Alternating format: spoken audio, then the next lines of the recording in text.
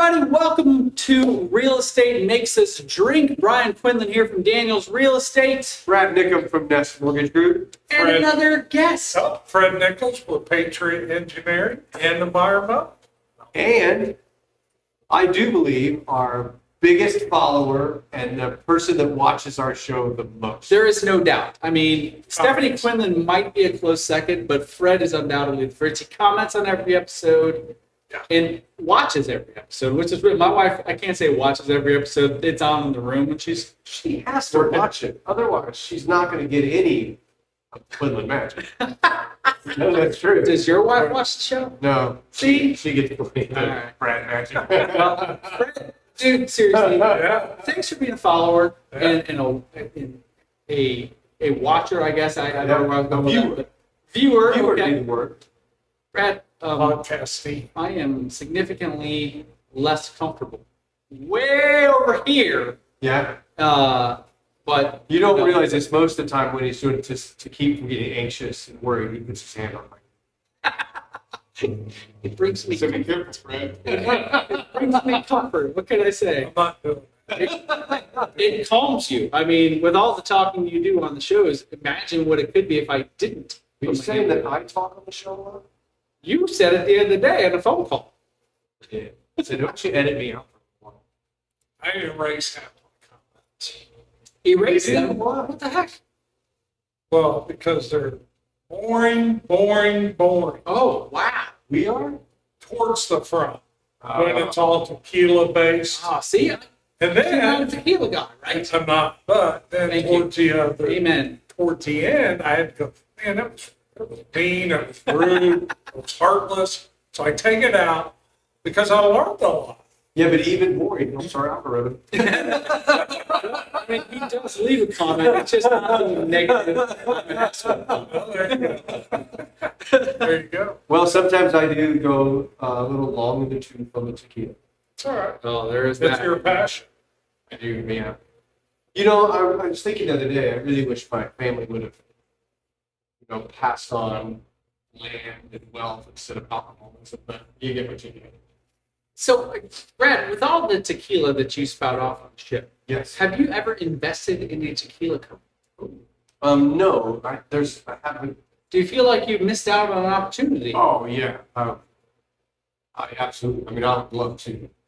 Are they private label, like, Everything's private. so it's not open stock market stuff? No, so out of the hundreds of distillers that there are, some of them are distillers that are private label companies, like all the tequilas you see by, George Clooney and Michael Jordan, all the celebrity tequilas. Those are all just done by usually the same private. That's why they all say. Just throw a different celebrity on it? Yeah, throw a celebrity on it, same growth juice inside and sell it for more money. Sammy Hagar. Sammy Hagar he's one of the first celebrity Yeah. tequila people. The first real celebrity tequila guy was the guy that owned Paul Mitchell. And he started the brand Charlotte. We went by his house in Did you? Milwaukee. Yeah, we stopped. He wasn't there. No? Yeah. Were you going to get your hair done? Yeah, I'm going to get my hair done. Do you have any styling jobs? Yeah, so, let's see, that was in Maui, and I think that's right. Yeah, I believe that is. Yeah, I've been to Maui. I remember hearing that. It's right down the street from over. And Sure. Sammy. Yeah. Sure. Well, he was around then. Around the bend. Yeah. So for those of you who can't see, the book in reference here is Are We Having Any Fun Yet? Sammy Hagar. What kind of, is that a book about tequila? No, that is actually a recipe book. It's Sammy, a cookbook. not only cookbook. Not only is Sammy a tequila guy and a rock and roll guy, and a very successful business owner, he's also a chef. And some of his best friends, like Guy Fieri. Guy Fieri, those guys are really good friends of his, and they all cook. Okay. It's pretty neat. We usually see Emerald every year at the Cabo for his birthday. Does he just walk around saying bam? No, he's actually the sweetest, nicest guy. He's the guy that wouldn't leave until he said hi to everybody that wanted to talk to him. Nice. Guy's really cool too. He's there a lot. They do like a dinner where they raise money for the same children's program that we take the clothing stuff to Cabo for. and Emerald will cook Sammy's birthday dinner at the house. Okay. And you can, certain people are not tickets to that. You're not. No. So you're not. I don't know that I can afford to take it. You could. Yeah. And then Emerald cooks the birthday dinner, and then all of them are charities. So, so yeah, he has, we got multiple restaurants. And Yep. several of the restaurants have food that he likes to cook, and he can cookbook, and it's got some cocktails. Awesome. Speaking of cocktails, we literally all have cocktails today. I'm not drinking a beer. You are. Bring it in. Let's just cheers I'll do here. my cocktail. Here, I'll do my tumbler. What do they call it? I'm taking It's like a bottle, right? Do you want a glass? No. Cheers. My sipping cup. So I've got a deadly drink here that's so good, a tropical Red Bull with a Cimarron Blanco. Okay. Fred, what are you drinking? I am drinking water with ice, some Splenda purple stuff, and some rum. That We got some blue cherry. one of my favorites. Kenny Chesney. Yeah, I like that. I didn't really like Kenny to begin with, but man, what a concert. Yeah, when you see him at the Cabo Wabo Oh, dude. with 700 people at San Diego's birthday for 4 hours, that went Yeah, over. 3 hours and 45 minutes. I needed to pee, but He did though, remember? he did. He left the stage in the middle of the song, He did. and the band just like, they realized, okay, we got to sing. So one of the guitar players sang, and then they asked if what song with the, they did Pride and Joy by Stevie Ray Vaughan, and then here come Kenny dancing back onto the stage, and they finished Pride and Joy, and he leaned forward and said, "Sorry, I'm excited." Yes. It was fun. That's fantastic. Well, tell me a song you want to hear. And people would yell out songs, and you go, "No, not one of my songs." And they'd say a song, and then the band would talk, and like, "Oh, I can do that." It was like we were in his girl. Dude, that sounds awesome. Yeah. And I'm not a country music fan, but that would be a good time. Kenny's amazing. Yeah. So that's Well, great. I'll not be here today. So, as Brad knows, I was at a golf outing today. And I came straight from the golf outing to here, so there was no stopping at home to grab a beer. So, on the way here, however, I did stop at the gas station because I'm addicted to it and grabbed some soda. So, we just added some rum. So, this is essentially rum and Coke. We got some Sailor Jerry. Yeah. Yeah. So if you heard this, it's a weekday, and Brian started his day drinking and golfing. No, I started my day with the house closing. He did have a closing, I forgot. Yeah, baby. A closing this morning. Yep. So he got a check. I And then did. he went to the golf all day. I did. He stopped by the gas station to come here and drink. And then the moral to this story is real estate is hard. There are times, but today real estate was it does. And when you're out on the golf course at a real estate golf, oh my gosh. Okay. So when I was a teacher, I'd play in a golf outing for the booster club at the high school from where I worked. And you go out there, the cheerleaders are bringing the drink cart around, so there's no alcohol being served in that. There's really just not a whole lot of drinking going on, unless you bring it yourself, which with the dudes I played with, that was not a thing. So the very first golf outing I played in as a realtor was the Bailey and Wood golf outing, which is an absolute party. Yeah. And there is alcohol on every hole, sometimes more than one, in addition to the cart girl driving around bringing more shots and beers and whatever. And oh my gosh, it was awesome. And I was like, wow, this is my kind of golf outing right here. Very different than Yeah. So as much as you bitch about it, I will say I play in the golf outings because it is a good time. And today I got to play with my daughter. That's awesome. She played high school golf, and last year she played the golf outing with me, and it was not good. But as a 23-year-old, it was truly her first time playing a golf outing where there was a lot of alcohol. So she had a great time with not good golf. Today, I got to see vintage Alex Quinlan on the golf course with drinks. It was awesome. So I had an awesome time today. Cool. I think the last night off. I'm golfing tomorrow. Oh, where are you playing? Maple Creek. Oh, I love that place. Yeah. That is a tough course. That is Pete Dye's first 9 holes. First 18. Thank you. First 18. First 9 is actually where I was today at Dye's Walk. Oh, yeah. And so that is a challenging course, especially when the trees are fully grown in and all of these. Oh my gosh. Yep. A lot going on there. Yep. Gonna be a good time. He's a good golfer. He's talking to my son. Shut up. No. Wow, which is up here. So So it's about. I had a 64. Okay, that's right. SS. That's the shot. there it is. Yeah. That's just mute. Yeah. All right, Freddie, tell us what you do. Yes. Oh, man. People ask me all the time, what's Fred do? And I said, I golf. I think he cleans dirt. I do. We do clean dirt. In your guys' world, property transfer, people buy and sell things every day, right? Yep. So when they buy and sell it, they go through a lending institution, including you guys, they go through whoever mechanism. Mold, asbestos, radon, all that stuff. So we test that. Oh, you do that too? Yeah, I know. residential, absolutely. Heating oil tanks, not so much. It's not real common anymore here in Indiana. East Coast, still a big deal.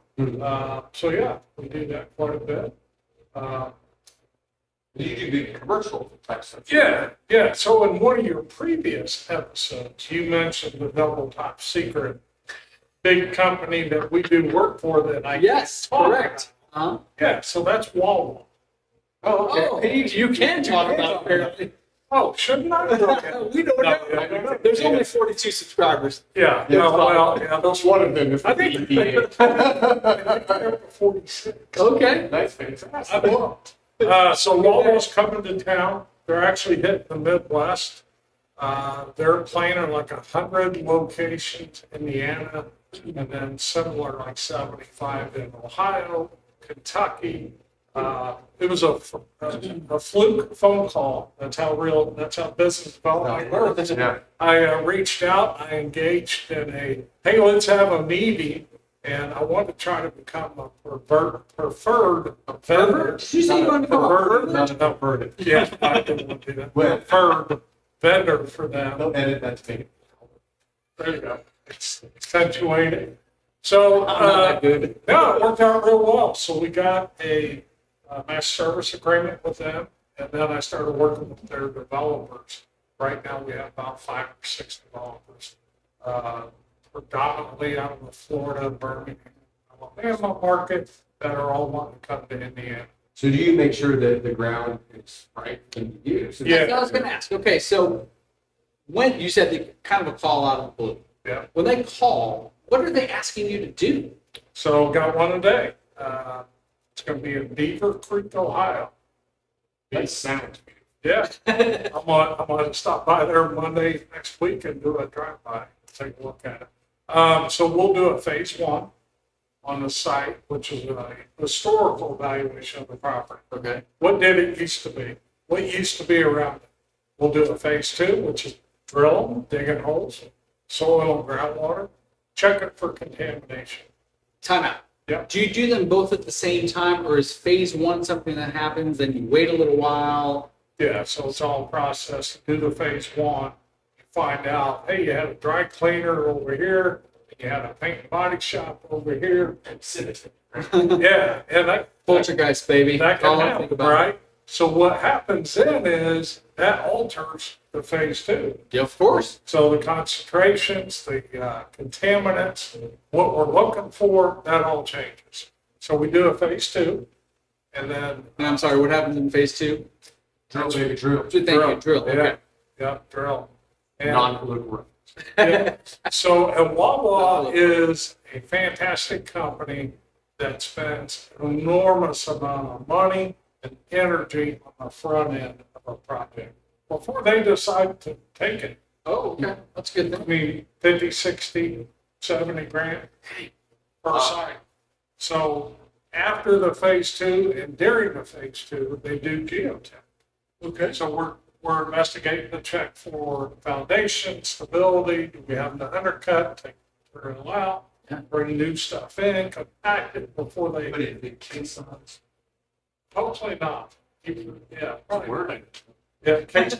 What's a case on? I don't know. It's where they drill down till they get to a solid bedrock. Uh-huh. Or at that point, there's some type of Big strong monument, concrete. yeah, big tube, and they fill it full, and then that's all their pier that they. Okay. Yeah. So if you've got a ground that's not stable enough, or it's Yeah, not right. built too much, you've got. Kind of like quesadilla, but not. Yeah. Well, if you think about it, it is very similar because, when concrete's this way, we call it a ground. Yeah. Roll it up, put it in the ground, it's a queso.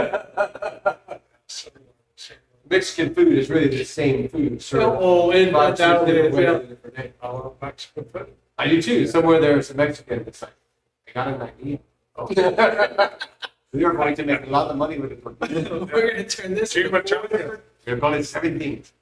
Yeah. Taco, burrito, enchilada, chimichanga. Okay, so after phase 2, is there more? Geotech, and then after Phase that, three? yeah, it kind of in conjunction with the phase 2. The last thing that we do for that, it's called clean fill, which is kind of an additional step that they take. So once we've investigated this history of the site, we drilled the site, we figured all this out. Now we go back and because a developer had been on the site, brought the site to within an inch of final grade, we inspect what they put in to see if it was good. Maybe, And that's called clean fill. yes. Oddly enough, that's the guy that helps Brian with editing to make sure nothing gets finished. There, yeah. Do you know that guy? I am clean fill, apparently. There you go. That might be PHIL. It's just a So the first couple episodes, he got fired. So that's part of it. I mean, that's a client, and we deal. One of the founders of Patriot, his comment was, "We'll do a Taco Bell or Lucas Oil Stadium." So we were a very small company, started in '95, that did very large projects. And we've kind of grown. So you mentioned the Wawas, which I have not had the pleasure of going to one of those yet. Right? I will next time I see them. Wawa is a gas station. Just Convenience maybe store, right? Maybe at some point we can get like Wawas. Well, hey, bring it on. So they have really good food, Yeah. really good coffees. They have a huge following once they come to where they're at. People are like, really. If the Wawa people are listening, we are open to sponsorship. I'm just saying. True. Yeah. Free gas. Ask me where they're out of. Where are they out of, Fred? They are out of Wawa, Pennsylvania. Oh, how about that? So I'm curious about the one that's not going to be in Beaver Creek, but they sell beaver nuts.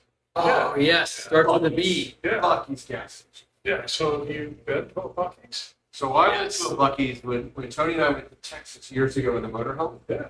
We're driving down the interstate, and we just entered Texas, and there's a sign that says beaver nuts, 96 miles. Ah, nuts. And I was like, I looked at Tony, I'm like, I don't know what that is, but we're going 91 miles. It just said beaver nuts, Yeah. 90 miles. So as we got closer, the next sign was said, world's largest factory. Clean. Like I would see that and think, oh, that's probably good. Bro, No, they are super clean. It's like Vegas clean. Yes. Like circus, very, very. Like if you Circus is your go-to for clean? yeah, Well, what's the other? when you dribble, There are many others. I'm not sure Circus is the one. you step away from the urinal and you dribble a little bit, and the guy's an artist. Non-circus. Okay. No, circus. Bucky's maybe. We'll break some on that tomorrow. Okay. So we went to Bucky's like that's like 8 years ago, and we came home. We're like, this Bucky's thing is awesome, Yeah. and everybody's like, I don't know. Right? And then once they started getting out of Texas, they went into Arkansas, and then, Tennessee. Alabama, Tennessee, Yeah. Florida. Say, the first one I went to was outside of St. Augustine. That's Florida. That's where Matt lives, right next to that. There you go. Buc-ee's. Hi, Matt. Hi, Matt. We're We'll now be you on here- we'll soon. be here in May. And then I've been to one in Georgia, not far from University of Georgia. There were so many Georgia fans out there going to a football game, because that's what they do. Right. I'm sure I've been one in Kentucky. So, I'm a big fan. I love Buc-ee's. Yeah, Do you buy gas there? I have. Yes. great for the motorhome. Really? Yeah, because it's so there's no semis, Right. and the things are spaced really well. They are. So for me, I always go to the furthest end of the Buc-ee's. Don't go in the front entrance, go to the furthest end, and then you can wrap your motorhome right around, even when you're towing. Yeah. Really easy to get We in. had that same experience. fill from the rear. Yeah. That's what she said. Clean that one. Like that fill. You know what we have not done yet, Brad? We haven't had a shot of it. Let's go. What are we doing? I don't know, because you never liked my choice. Okay. I want the Old Smoky with the palm tree on it right there that I'm staring at. Can you look and see if there's an open one in the fridge? Yeah. Probably is. Because if there's an open one in the Brian. fridge, that'll be easier. And there's 3 shot glasses up there. Can you talk about how your wall has changed for those of you who are watching? My wall has changed. So the evolution of tequila has taken over the entire front half of the bar. So now everything in the front half is tequila, mostly additive-free tequilas. And the moonshine's migrated over here too. So Yes. I mean, if you've watched the show, and I'm sure Fred's going to watch the Fred episode, usually behind, underneath the TV, is the moonshine portion of viewing. And Pleasure. now it's not. Now it's over there. Because, Brad, what is here now? Do you The dust best. all this? the best stuff on earth. The best Tequila. stuff. This entire wall is now tequila. There's a little bit of bourbon over there on that special shelf. Is it lost? No, it's a special shelf. This is the world. Yeah. It's got the land forces and garbage, man. The Stephanie Quinlan Maker's Mark didn't make its way over there. No, It's not special enough? Is that what you're saying? Stephanie Quinlan's not special enough? No, definitely. She puts up with you. The Quinlan knows. Call back. I got that after the show. It's okay. She doesn't care. Something gets straight from it. Now, I will say this. I'll bust that out if you really want to, but it's not good warm. That's why I always have. All right. Understandable. All right. Well, not. I mean, So- it's a shot, so it doesn't really. Yeah, but it's kind of meta chalky because it's a milky product. Well, Fred, I apologize. You are the guest, Yeah. and you've already got some white rum in here. A little bit. And you don't like tequila, which I appreciate. So, what would you like to go for here, buddy? No, don't put it on top. I like Diet Coke. I don't. He likes Diet Diet Coke shots. I'm not a big shot of drink. Here's a cola thing. Oh, I know something I want. Jägermeister. I don't. Welcome to college. Holy cow. When they I never liked it when it was out. I don't have Jägermeister because we don't like to vomit here. This is a cola flavored moonshine. Literally tastes like Coke. Does it? Doesn't really. Well, that's. I'm not. So you've been told. No. It's not. I I mean, I can do the. You guys do it. Royal vanilla up there, I see. You want me to monkey climb to the top? I will go get it.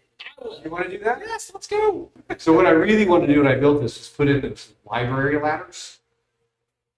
Yeah. You know? Oh, so I can yeah. have a library ladder. It would get in the way of being of the bar, though. Yeah, I couldn't figure out. Okay. I was kind to you there, Fred. Yeah, thank you. He said just a little bit. All right. For the little one. Crown Royal Vanilla. Crown Royal Vanilla. This stuff, it's probably amazing. I bet it's better than the apple. That was so bad last time. Sorry. No, I'm not sorry. It was awful stuff. It was awful. Cheers, my friend. Cheers. Ready?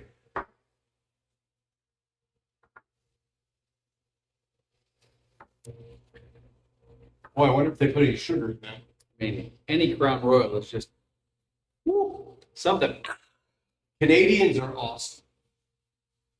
Well, there's a Crown Royal. Awesome. Yeah, the Canadians are always happy. It can't be because of their whiskey. Hey. I know it's because they're going, hey. Hey, you know how they came up with this spelling in Canada? How's that? So these 3 guys were sitting around a fire, and they were drinking Crown Royal. Could have been Canadian Club because they didn't have name. Instead of name in Canada. And they were trying to go through the alphabet and figure out a good name. So one of the guys started doing the alphabet. And he just said Canada. And boom, that's how they named it. Well, we just offended the entire. Nope. My friend Tyson Hayes from Canada, Oh, yeah, he would back you up. He'd back me up on this. Hello, Tyson. Great. Tyson's I good. hope you're watching, Tyson. Yeah. I'm still thrown off seeing myself over there and me being way over here. Can I tell you a little thing that we got to do since you mentioned Tyson, since you brought his name up? Did I bring that? Hi, Tyson. Yeah, there you go. So last week, we got to do something really incredible. Tony and I did. A friend of mine, David Benz, he's an attorney friend of mine. You met David on the police. Yeah. His brother is Colonel Benz in the Indiana National Guard. And they put together this program in Muscatatuck, Indiana, at what used to be an old insane asylum. He Oh, right now. opened in the 20s. And this was a place, so you got to think of the time that it was, right? From the 20s all the way up until I think it's like 1998 or something when they closed it. I would bet, yeah. If you had an autistic child, you just dropped them off. Yeah. Yep. And it's Sad. so sad, yeah, with the story of this place. But there's a hospital, there's a grade school, there's a high school, there's dormitories. Where are you going with this? Hmm? Where are you going? This event that we just did. So this facility looks like a town, and it's called Muscatatuck, Indiana, but it's not really a town. It is now owned by the Indiana National Guard of the United States military. And David Benz asked us if Tyson could play what's called a hail and farewell, because it was the end of an exercise for not just the Indiana National Guard, but the National Guard. And when we get to this place, we pull in, there's upside down cars, there's blown up houses, there's collapsed parking garages. It looks like Downtown Indy. hell. No, worse actually. So we get to the gate and the guard lets us in to escort us to the place we're going. And And they said, welcome back, Brad. yeah, they did. It looked like a tornado had gone through. There were stuff in the trees and all over the yard, like a tornado had just blown through it. So when Colonel Benz came down to meet us, was like, what the hell are y'all doing? What's happening? And he said, well, 10 days ago, 9,000 National Guard members got a phone call saying that a 21 metric ton nuclear bomb had been detonated in Orlando. In our exercise, this is Orlando. Those people had to kiss their families goodbye, tell their employer they were leaving for an emergency, and they had to fly to the Orlando International Airport, which was in Indianapolis. They come in Indianapolis, and from there they dispersed into groups, got into convoys, and drove their equipment into this facility to do a search and a rescue of what it would look like as a nuclear bomb. Wow. There's a derailed train that they had cars under on fire with residents that live in the nearby towns that have agreed to get painted up to be injured people, hidden in the hospitals, the schools, the buildings, the collapsed buildings. And then they have mannequins that are operated by an iPad. So somebody that's not in view is operating this mannequin that bleeds, moves, simulates a human. And if you've seen it, this mannequin may not have a limb, limbs blown off, it's bleeding like a human. And they can track and watch the field medic and see if the medicine applied it properly and enough, and if the person died or not. He said, if you came in here, take a real life horror movie and times it by 10. That's what it looked like. Sounds like it. Wow. So 10 days of that, and they just finished when we got there. So they were leaving. It's a hail and farewell event. Fair. So Tyson played. They gave events, and Colonel Benz also retired that night. And then he said, so I'm like, what happened next? Did you clean it up? And he's like, no, tomorrow, 9,000 active duty military people will get the same message, and they have to be here within 24 hours. Wow. So it was really cool to hear that our military can do these things. And, Yeah. But then he showed us another thing. We were in a soccer field that had a block wall all the way around it. And I was like, odd soccer field. And he said, this is the soccer field in Kabul. Yeah, that's right. They modeled it exactly like a soccer field in Kabul. And then a building is built to look just like the embassy, the exact distance from the Kabul soccer field to the embassy they built on this ground. And before the Americans went into Kabul, they flew into there and practiced getting to the embassy. So when they landed in Kabul, everything was familiar. I'm like, our military is so smart. Yeah. Did they know that Tyson was Canadian? No, I was just curious. they found out later because we told them. But you know, Tyson had Really good guy. just got back 3 weeks ago from doing a USO tour and did, I think, 13 bases in 4 different countries. That's cool. So it was really neat. So after finding out all this crazy, awesome stuff that our military does, there was one guy there that blew our minds. And he worked also with the FBI. And he goes, "Oh, you think this is cool? You want to see what we do in Quantico?" And I'm like, "Why?" And he said, "You know, every building that's built in America today, the blueprints are turned into a city department, right? So the fire departments have blueprints. Sure. The police departments have blueprints." And he said, "Let's say that there's an active shooter or hostage situation and you need the FBI to come. Yeah. The blueprints are sent to Quantico, Virginia. And in less than 24 hours, whatever building they're in, they rough build it in 24 hours. So now the FBI that's coming in to go into this building here will go through the building, walk out of it, get in a helicopter right here. And now when they're going to breach a building here, it's all familiar. They just went through it. They know where the walls are, the doors are, where So is the that people are. residential as well? I don't know. Because that would be another fee you would have. Yeah, I don't think residential. Possibly not residential. When you think about how they say our military is the Yeah. greatest military on the planet, and We hope, you, absolutely. you think of what the FBI can do, and he said, "You think that's cool, the FBI?" We blow that away in the United States Army. I bet you do. Like That's the technology, the amazing. preparation, the thought. I mean, we have a hard time getting a closing to happen on time. Jeez. Okay, they're throwing up a building in a They're throwing up a day. building. They said, like, if it's in a high rise, they'll build the floor below, the floor that the thing's happening, and the floor above. So Yeah. then they can look at breach points. Sure. And he said they have a team of architects, carpenters, drywallers, and builders that come in. It's an emergency. They've got to go save people's lives. They construct it and tear it down. It's amazing. Do they bring in people who work at IKEA? Like, Can yeah, you throw stuff up really fast? basically because they'd be in there, "You're sturdy." I don't think people who work here speak Swedish. Oh, okay. I always picture the Swedish chef. All the time. Like whenever I go in there, Swedish you know, like, you ever go there and order the meatballs? Ever went, so do you go there? IKEA. I love I've been there IKEA. twice. You been there? I love IKEA. 2 times. I've been there 2 There's times. so much furniture at my house that's IKEA because I actually enjoy putting it together. Yeah, yeah. My mom likes to. Not me. Not me. My mom likes to equate that to when I was a kid. I enjoyed puzzles and I enjoyed Lincoln Logs. building models. Lincoln Logs? Not so much, but building models, yes. And so, funny story though, my dad bought like an IKEA furniture. I didn't know at the time it was IKEA, but he's trying to put this, I don't even know what it was, shelf of some sort. He could not figure it out. Could not figure it out. And of course, there's, instructions that have no words on it. It's just pictures. And like him throwing the IKEA furniture across the room, like, taking it back. You're going to get some meatballs. And then later on, he found out that we build IKEA furniture. Like, I have 2 couches and a chair at my house. It's IKEA. All of our shelves. Both of my kids' beds are from IKEA. I enjoy putting all this stuff Have together. you seen the IKEA Christmas tree meme? That's one of my favorites. I'm sure I probably have. It's a tree where all the needles would come off. Yeah, exactly. Here's your IKEA Christmas tree. Yep. That's the first day you look and go, "I'm going to try it on." All right, so Fred, I have a question.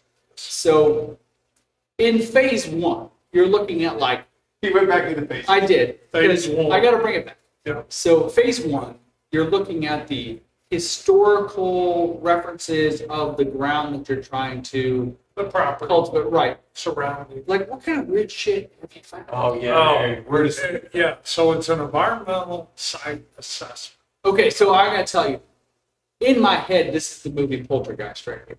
Because there is no way I'd build my house on a cemetery, but then you find out there's a cemetery there. So, I'm going to throw this out too. We have a mutual friend whose house sits on a pool.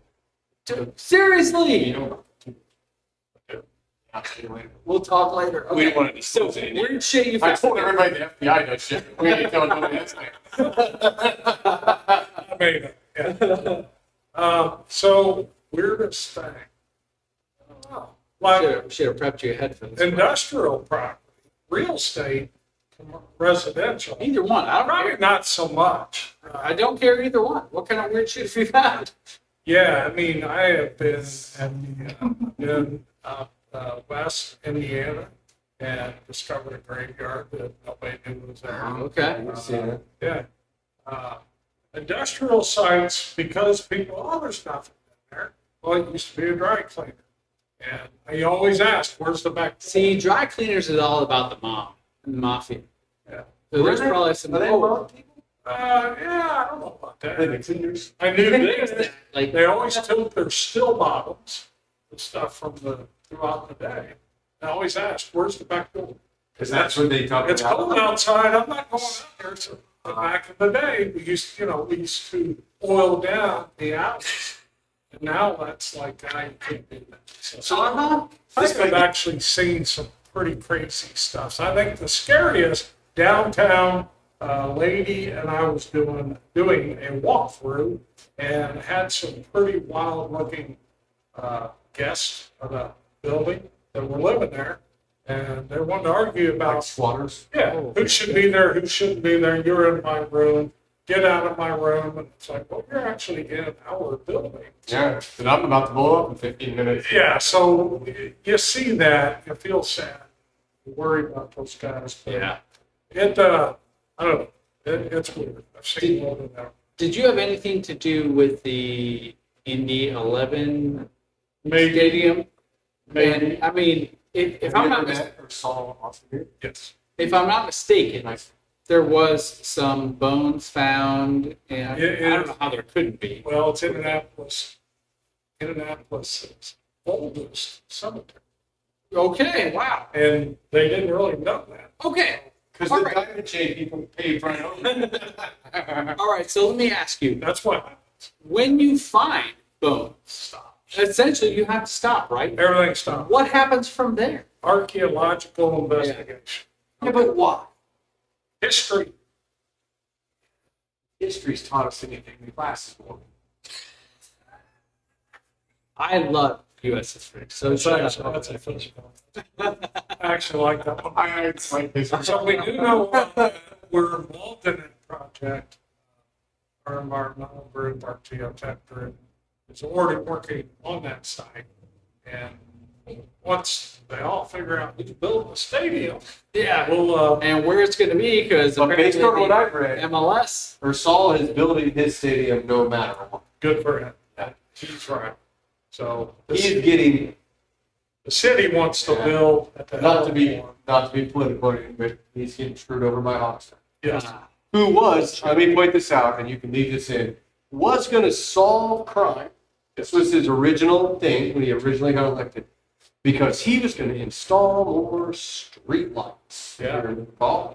That was one of his major campaign promises, that crime would come down in Indianapolis Yeah. if we installed more streetlights. Now, it may help if they don't let bad guys go. There is that. Yeah. And But- does it have anything to do with the no turn on red signs that they installed around? Well, yeah, the that's city? helped people that don't understand how intersections work. Oh my gosh. Which roundabouts Roundabouts are are fine. But if you get ran over by somebody turning because you stepped out in the road, right, I think that's called like, Stupidity, no, there's another word I was looking for. not paying attention. No, where some things are just supposed to happen. Oh, serendipity. I like that word. I like the word, but I don't know if that's I don't know if that's it. That's not the Is word it that had karma? it. Karma is because you did something bad. Well, This is just because you're dumb. Okay. A natural selection. Oh, there you go. That's Social Darwinism. Yeah, so Okay, that's a horse. like, oh, he died because he stepped out in front of a car. And I hear, womp, womp, womp. I mean, pay attention, clown. Yeah. Just because this thing says walk, it doesn't mean don't look. Right. I mean, yeah. So at any rate. Have you ever been to a country where they drive in the opposite direction? Do you mean drive on the opposite side of the road? It doesn't matter. They drive. Because they're still going north or south. It's fine. No, Let's they drive just- back. Never gone somewhere where they're going backward, right? opposite side of the road. Let's start that over. Have you ever been to a country where they drive on the opposite side of the road? I have not. No. Okay. I'm gonna tell you, you need to pay attention because we've been to Australia and New Zealand, and you get to a roundabout, and you have to look in a different direction for the cars that are on your side. You don't expect to be there. It's like, oh my gosh! So what would happen to all the people that stepped out in front of the car turning and died? They would all be dead. They'd be dead. It's a train. Yeah, natural selection. I think that's what that is. Like, if you walk out in front of a car, what's the sound on Price is Right? Yeah. I hear that sound. So anyway, Hogsett didn't fix private streetlights. No, that movie And really they put a stadium on the other side of the city, which is not like, gonna what? happen. I don't want to sound mean, but I know a fair amount of people. Would you agree? I know a fair amount of people. He knows a lot of people. I don't have anybody that says, I hope we get 2 soccer teams. Oh my god!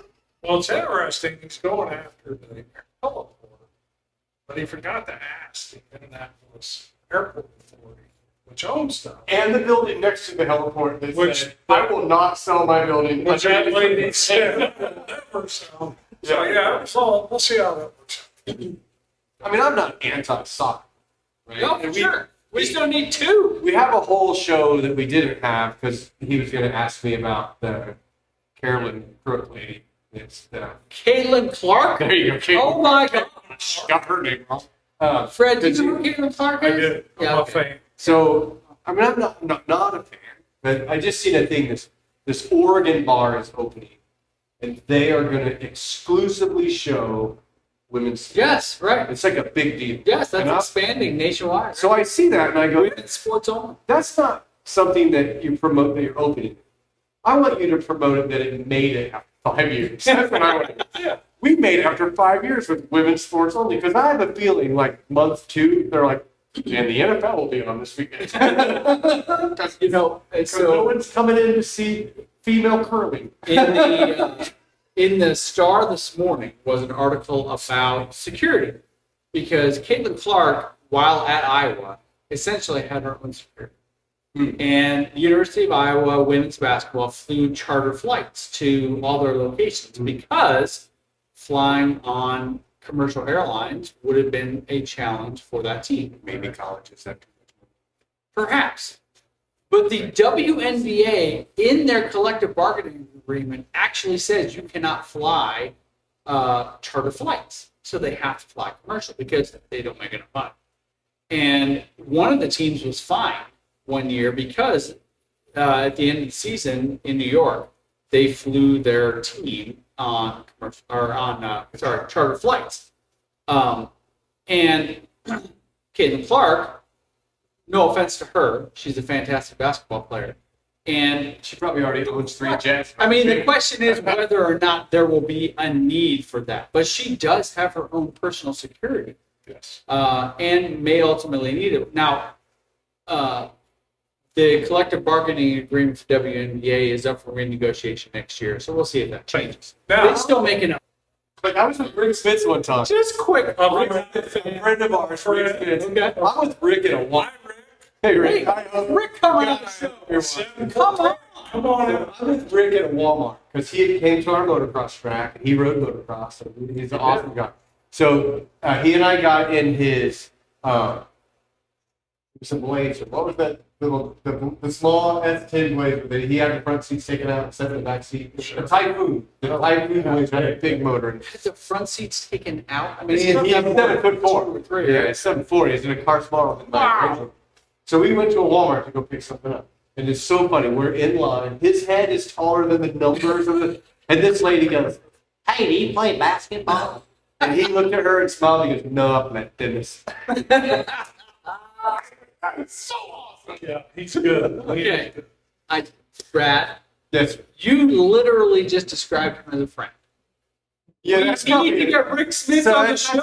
I'm going to say, I mean, that's a long stretch. I mean, Rick is somebody that he raced. He came and rode at my motocross track all the time when we had the track. And Rick would practice.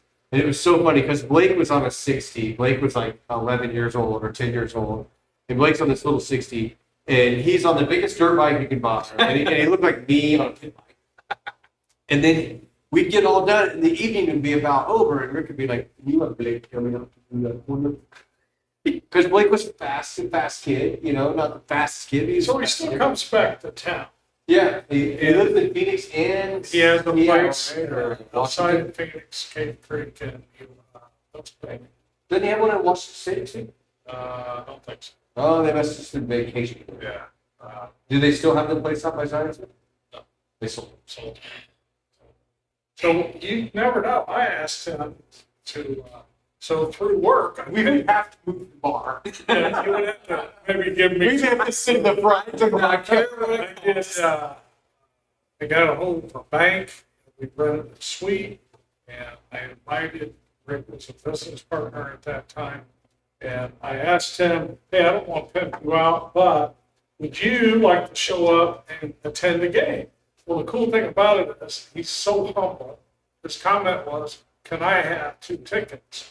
And I'm like, why does the guy that helped build this place with Right? That's how sweet he was. He's He's always very humble. nice. So And he's like, well, I'd be very embarrassed if I went to the gate and didn't know who I was.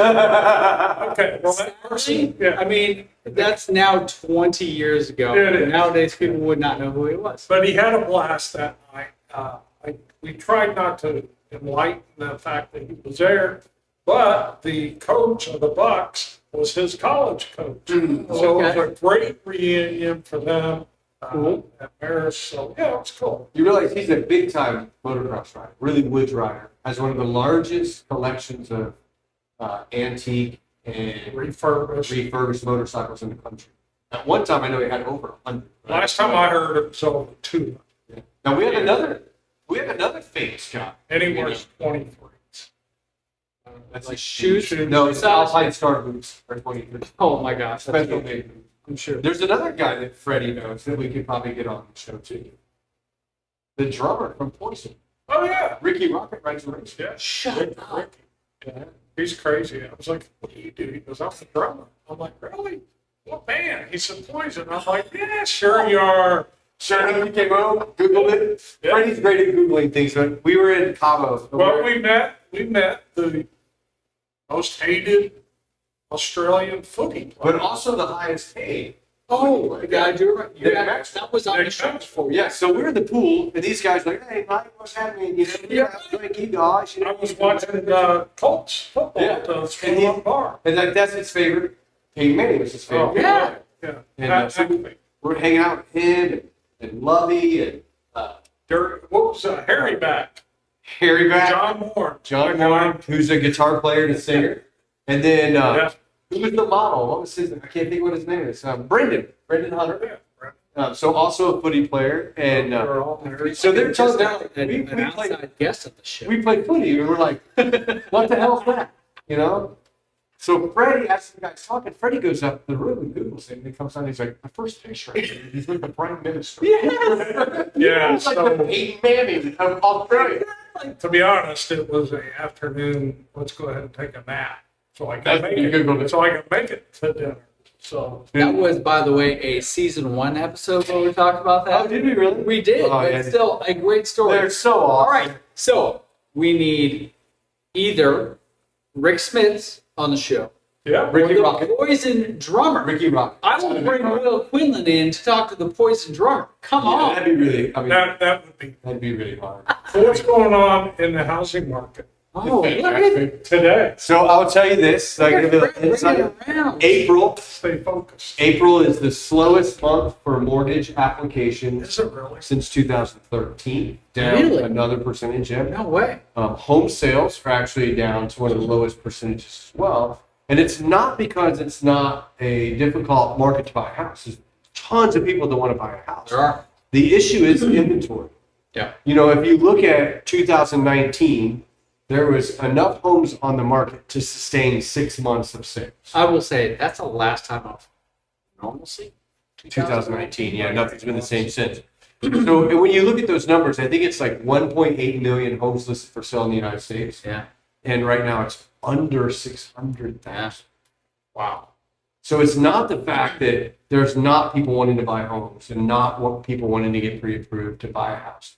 You got to look at the applications and take out the fact, I did that. The accordion. Have you seen those videos where they do an accordion when every time Donald Trump talks, he does it through his hands? They have an accordion playing. I'm all right with that. It's so So, funny. okay. So it's because there's no refinances, right? So Okay. that takes out a huge portion For of sure. mortgage loan applications because nobody is refinancing unless you're getting divorced. And if you are. Sorry, but I can help you. Phone number at the bottom. It's at the bottom. I think it's located. Yeah, Here. it's about right. And, if you're sad, I'll give you some tequila. So, there's some divorces happening. There is still a situation, this sounds crazy to even think of, to walk away from your 3% mortgage and do a cash out refinance.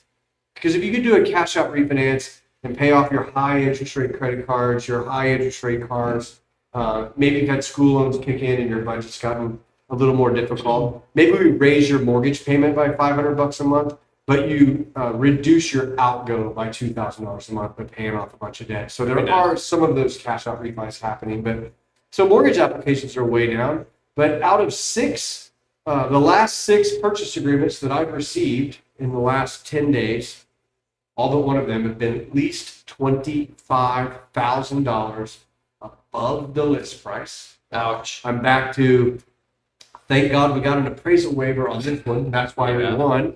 And our inspections will say we're not going to ask for any repairs under 45. Yeah. So we're seeing the rush to the market that we told everybody was going to happen in January when people said things like, hey, we're going to like to rates come down. Or I think housing prices are going to go backwards. That's never happened before. 0 for 2. Yeah, they're 0 for 2. And getting in now is the time. It's going to get harder and harder and harder. And a lot of the things that I've read really point to this inventory situation is going to stay difficult for at least the next 24 to 36 months. Yep. One of the things you're going to see happen, because the Fed just spoke yesterday. Yesterday? Yeah, Wednesday. Yep. And they didn't change the rate. We knew that was going to happen. They're not going to lower the Fed fund rate. We had this whole, we're going to lower it 6 times in the next 24 months. That was at the end of 2023, and it was apparently bullshit. Don't believe it's going to be lowered this year, period. In fact, if we see any increase in inflation again, we could potentially see an increase in the Fed fund rate. We do have a jobs report coming out tomorrow. If we see unemployment fall a little bit, which they're not expecting to happen, that could be something that makes the Fed lower the Fed fund rate. But in most cases, they're not going to. And Fannie Mae and Freddie Mac both have adjusted the fact that they said that rates would be at 6.1 by the fourth quarter of 2024. Right. Now they say the fourth quarter of 2025. So they've broadened that out a little further. But one of the things the Fed said yesterday is the fact that they're going to stop quantitative tightening. And I know that's a term that nobody really knows what the hell that means. But so sounds painful. The Fed, one of the reasons interest rates were so low during 2021 is the Federal Reserve was purchasing not billions, but trillions of dollars of mortgage-backed securities and treasuries the entire time.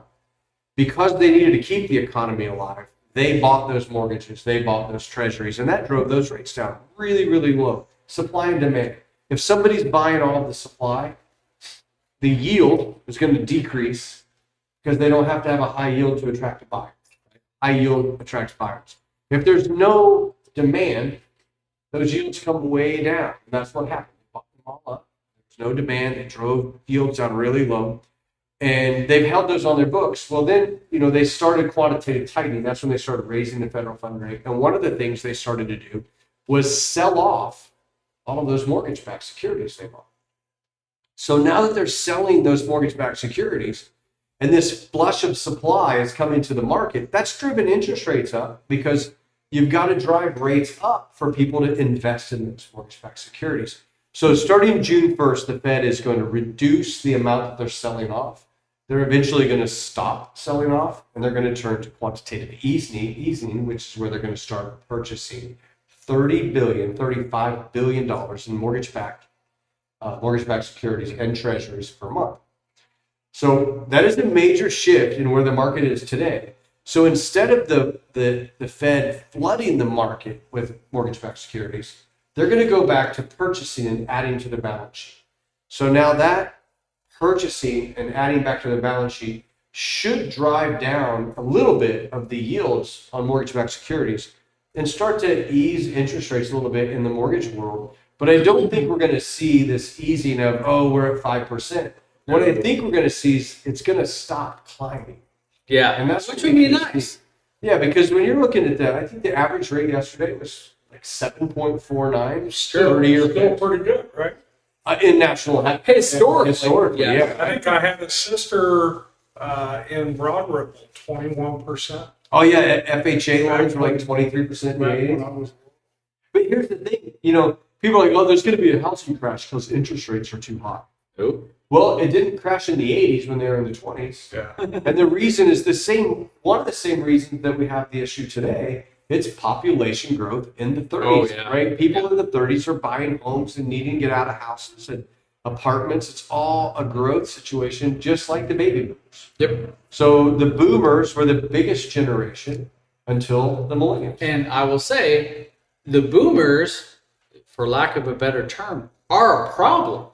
Oh, they are Because keeping their damn They're houses. keeping their houses. Right. They're aging in place. He's a That's what boomer, it's called, right? He's And like, so- he's one of the boomers that's dancing in his house. He's like, I bought my house for 2 pixie sticks and a raspberry, and now it's worth $37 million. Right? That's what happened. So we wind up with the baby boomers who are staying in place or aging in place, as it's called, and they're just not downsizing. They're not hitting the old folks' home, whatever. And they're living longer. For sure. Like So our death rates are way lower in this percentage. Like of the my time. parents are in their mid-70s. They live in a 3-bedroom house in a 55 and older community, which is awesome. But they're perfectly fine Right. taking care of themselves and living in a 3-bedroom house without any problem. I'm like, well, that's I love the fact that that's the truth, and Because they ain't living with you. that seems to be that seems to be the thing, Right. And where those homes in the past would have become available Back for on the people to market. buy, now they're not. And No, it's a big challenge. population growth and the baby boomers staying in place. I mean, you look at the baby boomers made Generation X. Yeah. Right, which just says y'all didn't get at They it. didn't read. They didn't get at it. Well, they didn't. Generation X is a really, really small generation. So baby boomers just were busy working or Population's down. they weren't doing anything. Yes, it is. But then the Generation X group came in, and we made the largest generation. We got busy, right? We did it at prom. Well, you did. We did it at college, right? And you did. So, and then now, fortunately, the millennials are all coming to work, and they're going to pay for these baby boomers to be on Social Security until they're 90, We appreciate that but they're not giving up their houses. Yeah. because we did that for folks in front of Right, us. which was, I think, the greatest generation. Yep. Yeah. So, You have a question. yeah, Hypothetically, close to paying off a house with a HELOC, you pay the house off, yes, get totally out of debt, yes. or do you keep a smidge of it so you qualify for the homestead mortgage exception? No, okay, so here you go. That's a great I question. don't think. Your homestead only goes away if you don't live in the house, so the homestead doesn't go away if it's paid off. Oh, really? And Indiana last year merged the mortgage deduction with the homestead exemption, so you no longer have a mortgage exemption. So having your mortgage free and clear no longer helps you with your property taxes. So as long as you live in it, no problem. And once you turn 65, there's another deduction that you put in there that's going to lower your taxes because you're over 65. You look at your mortgage and you look at your tax deductible interest, okay? And you really calculate that number and you look at your bracket, okay? And as you go into retirement, your taxable income should reduce. So now your tax bracket reduces. And if you're in a position where you're only writing off 20% of the interest, pay the house. Why have the interest? It's an expense. I mean, I have my house paid off, and have for thank you, and I have for You should dance. Are you a Dave Ramsey guy? yes. Are you?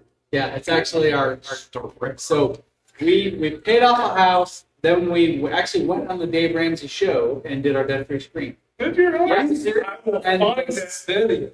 You can't actually, and it's very hard to do. Not because we're hiding it, but they revamped their whole system. Anyways, so 2017, we had paid off the house in 2016. Went on the Dave's show on President's Day 2017, so I'll say February 20th. And that very same year, we bought a brand new house that we built and ended up having to take out a small mortgage to do it. We did not go back on the show. But Dave's not anti-mortgage. No, it's not. Correct. Dave is pro And ownership. so we got a small $60,000 mortgage to, fund the new house. Over here. Exactly. And then within 2 years, we had paid that off. So we've been debt free. So are you against the HELOC to pay off your house? Okay, so here's my thing. When I look at the fact that the taxes that I pay on my house, which is in where I live probably under $2,000 twice a year, so under $4,000, right? That's what I pay for the whole year to own my house, as opposed to a mortgage, which I'm still paying on every month. And God forbid, if I have an issue, medical issue, whatever, and I can't pay it, someone takes that house away from me, I'm done. Yeah, so what he's talking about is, I only have a small amount left on my For mortgage. sure. So should I pay it off with my HELOC? Yes. Do you know why? No, I don't. Simple interest versus amortizing. Oh, yes, okay. So, I mean, here's a strategy that is really amazing that a lot of people don't understand. But if you take your first mortgage and you pay it off with a HELOC, and then while you're in that debt, Because, time out, a first mortgage is amortized. correct? So it's So- front loaded with interest. Correct. And by the time you're at this point, you're at the back end, right? Sure. It's a little bit But less it's every still month. amortized. Oh. Gonna throw a curve.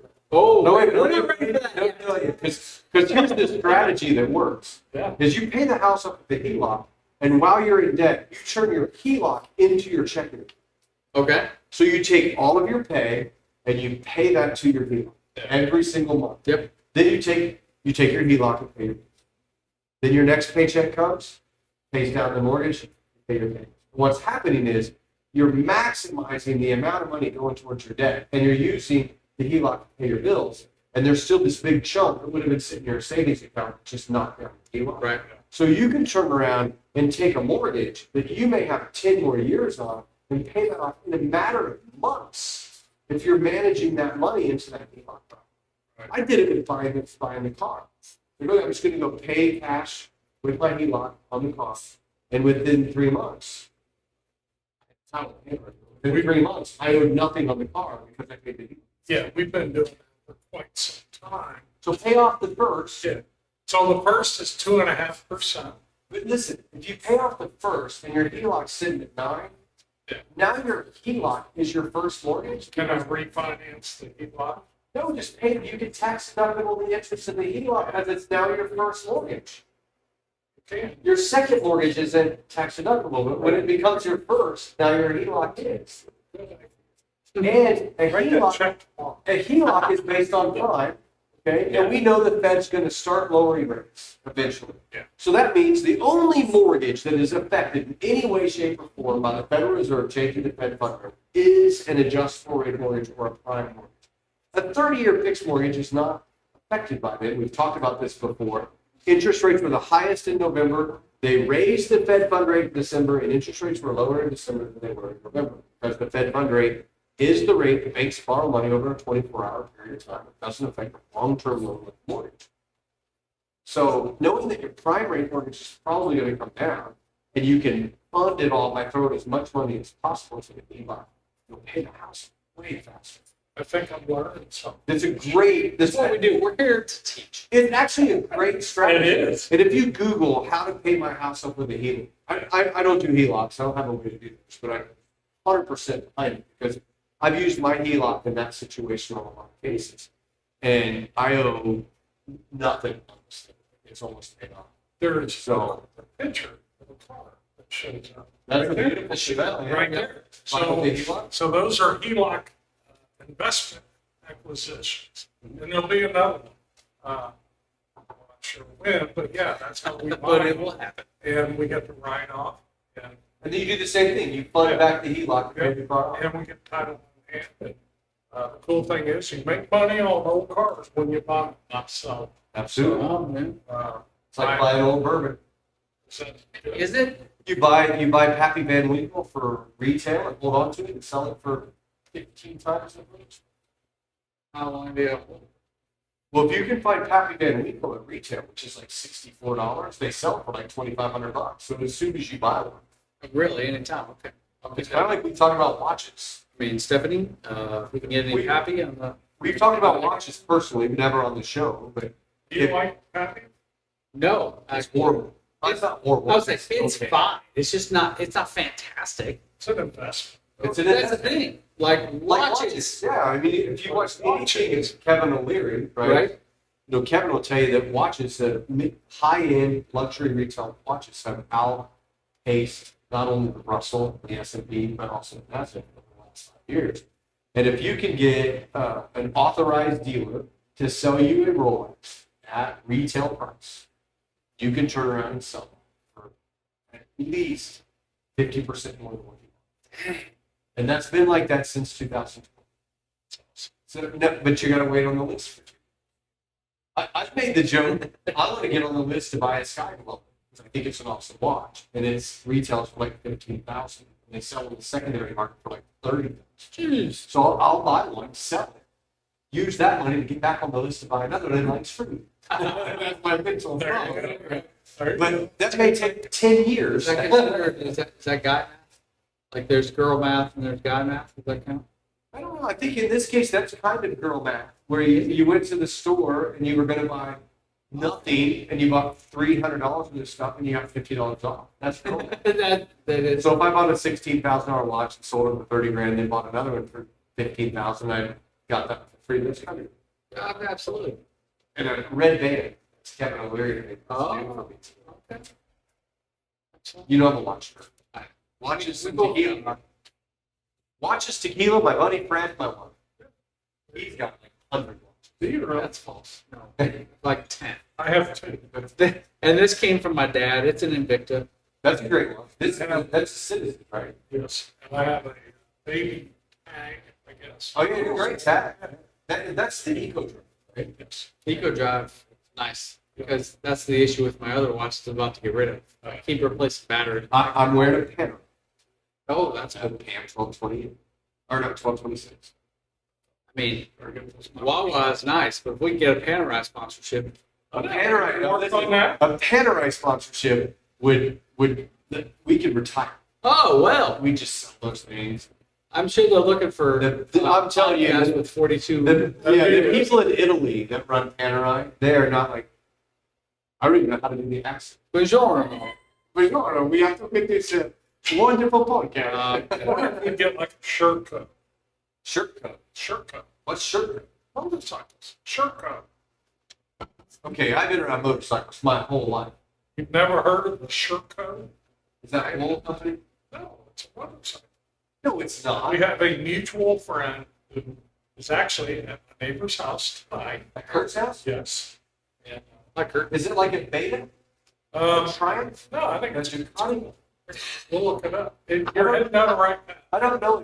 Like right now in Supercross, I'd have to say there's more brands than we've ever seen in the history of Supercross. With Correct. Husqvarna, and ATM, and Gas, and Triumph now. And Ducati is being Fred, built. are you a Supercross guy? I am. Like because of him? No. We met because of him. No, we met because I used to ride bikes, but it was so bad. I went to my neighbor, his brother, said, "You guys are two of the top 10 in the nation." Okay. 1991 Dirt Rider Magazine of Year Rider. Best. Okay. Yeah, those guys. So I just started wrenching from them. Travel. There was a past episode where we called somebody diaper or something, and you said, "Fred just shut it off." Do you know who we were talking about? Perhaps. Did you shut it off at that point? No. No. He said one of the words that Phil would have. Yeah. Phil? Jonathan F. Mall on Clean Phil? Yeah. Okay. I said it as a joke. I love Danger Boy, Brian Deegan. He's amazing. But there was a little period this year where he spent, I'm going to say, a little too much time crying. Well, here's the deal with him. His diaper was full. He got on a bike. He's been riding since he was born. If maybe. He may have rode before. And his dad is absolutely terrible. He's had this in his front of him every day. His whole life. So I give props to Deegan. danger boy for this reason. Aberdeen. I really give him props because of the immense amount of pressure. He won $500,000 last year at 17. How would you do? And here's the thing: he did that, and the pressure was he should have won. Oh, That's what the pressure. Yeah, that's hard. And this year, and I heard a podcast today, you're a sophomore. Well, he was a future rider the beginning of last year, which means He's you an might, amateur. you might be fast. We're not sure how good you are. Okay. And then after 2 or 3 of those races, they're Pushed like, him to pro. yeah, you're going pro. And then he won. And then he won. Yep. And this year, they're like, well, we expect you to win. And he's second point. But here's the problem: is there's another guy that's a youngster that came in and won everything, and moved up to the next class. A guy named Jeff Lawrence. Yeah. And he goes into outdoor motocross as a rookie. Never rode a 450 outdoor motocross and won every single freaking race. Wow. And then they look back and go, I think they looked at Dee and go, well, you Huge. And then that kid who's 20. You know. had won that. Why not? No, he bought a Bentley. It's true. A Ghost Rolls Royce, actually. Not a Oh, yeah, I'm sorry. It was, yeah. So the Ghost Rolls Royce, the most expensive Rolls they have. Yeah. But they were like, he didn't drive it to the Anaheim 1 race. He drove his Ferrari. Yeah. You know why? Because his brother has one too. Yeah. And then I like it because I see him on the podium and go, oh, he's wearing a Patek Philippe. That's a $70,000 watch. There you go. And I noticed those And we used to go to races and box fans. Oh, and hope you could pay enough money to get to your next race. I mean, the winnings today are much So much greater for fun the top back in people. the day. But no, that's I did call him. That's all You right. did. And You caught Fred it. kept watching. Yeah, no, that's good. You can call him that. I think I got yelled at the next day. You did. I called him. I was like, dude, what are you talking about? He's never watching your show. We completely blackballed him from No, there. the good thing about it is you look at it with my age and wisdom. I look back, man, what was I doing at 18? Dude, I wasn't being that. Bro. I couldn't figure out how to go out and get the mail. Mom wanted me to cut the grass? No. No, I had a big giant L on my. Did you have Yeah. a kid at 18? Yes. Oh. That's I was a bricklayer, baby. I was a hard worker. It wasn't no real estate back then. Yeah. I wasn't going to golf outings and closings. Yeah. Are you saying I don't? If you I heard. no, I know. But No, being bro, a I ain't laying no bricklayer- bricks. No. No, you stand in a ditch and lay Yeah. 12, No, 12 sir. inch concrete block Yeah, and ditch on that's- it. It's just work. Yeah. And thank God for those guys that do it. And Oh, thank for God sure. for the tool belt generation, which is our Gen Z guys that right now, this is last thing we'll talk about. 5 customers pre-approved to buy a house under the age of 22 with an income to qualify. All tool belt generation type blue collar workers with large down payments versus Awesome. several people that call with a bunch of school loans, no down payment, and a job that doesn't pay what an electrician, Yeah. what a bricklayer pays, or an iron worker. And you know, there is a big shift right now, realizing the trades are needing people, and the trades are great ways to get paid. It's awesome. Yeah, sure is. One of my son's friends who we just saw last night is learning about car mechanicking. Yeah. Is that what Ultimately, you call it, mechanicking? that's what I said it. Do you know how you make fun of my words? I don't believe that's what. It is now.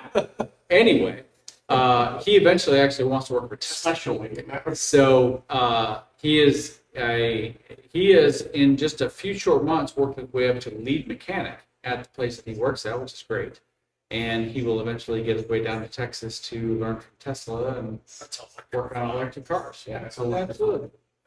Hey, You know what? He's probably going to make a ton of money. a lead mechanic at Tesla right now, at a used Tesla or a Uh-huh. Tesla, this is like $75,000 a year. Why not, man? Yeah. That'd be awesome. So That's good. yeah, I'm excited about the next generation, which is a much smaller generation than the millennials. So they're gonna suffer them having to pay for the millennials. I'll be dead. We're going to be around there forever. My kids will be selling this. I'll They'll be be at the like, "Why-" village just golfing. Hey, there you go. with an upside down pipe. Um, Forget Maybe. him. Forget him. Can you get a tea time for us? When? Whenever, bro. Get down there. 2 o'clock. Oh, no. Yeah, I'll be there. I've got lots of lungs in the We'll village. hook you up. Yeah. I have. You and Matt? Hi, Matt. Matt will be here on May 23rd. I don't think the whole pineapple thing is real. No, but the village is known to be the largest Yeah. swinger community in the United States and also the Yeah. largest Sexually transferred. transmitted diseases among STDs. people over the age of 55 in the United States. Yeah. Huh. Well, that's So there's something going on. on that And they're note, baby boomers, right? They're they went to Woodstock and did it in the dirt. we're ending the show. If you've stuck around this long, You're crazy. thanks for watching. Fred, we know you're out there watching the show you were just on. Yeah. Wait, you know who else is going to watch this one? Brad Armstrong. Brad Hi, Armstrong. Brad Armstrong. All right. Hi, If you've Brad. made it this long, leave a comment and I will Please. buy you a drink at the next place we go. But you have to tell me that I told you that at the end of the show. Oh, okay. Drop it in the Trickery. Trickery. Um, That's how we should give stuff away. There you go. We should do it in like hieroglyphics. Fred, thanks for being on the show. Hey, today. no problem. Thanks for being a good friend. Yeah. Appreciate you being And here. thanks for watching our show. Mostly thanks for being here.